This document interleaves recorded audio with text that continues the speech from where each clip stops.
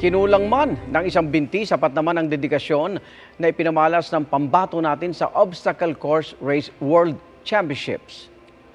Mahigit 30 katunggali ang kanyang nauusan para masungkit ang gintong medalya at ang pinaka-aasam na success!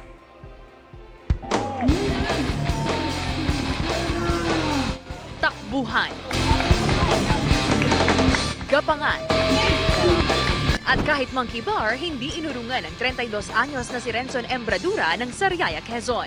Sa katunayan, nagkamit pa si Renson ng gintong medalya sa katatapos lamang na Obstacle Course Race World Championships sa Genk, Belgium.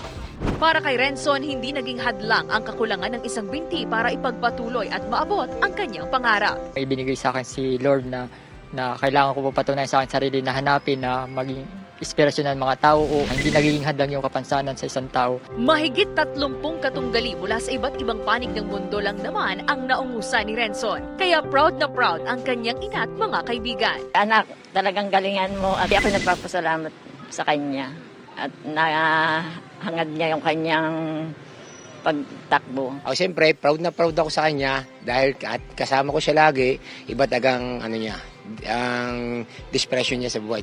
Kulang man daw ang parte ng kanyang katawan, hindi naman matatawaran ang kanyang husay pagdating sa palakasan. Para sa GMA Regional TV, Balitang Southern Tagalog at GMA Integrated News, ako si Denise Abante, ang inyong saksi.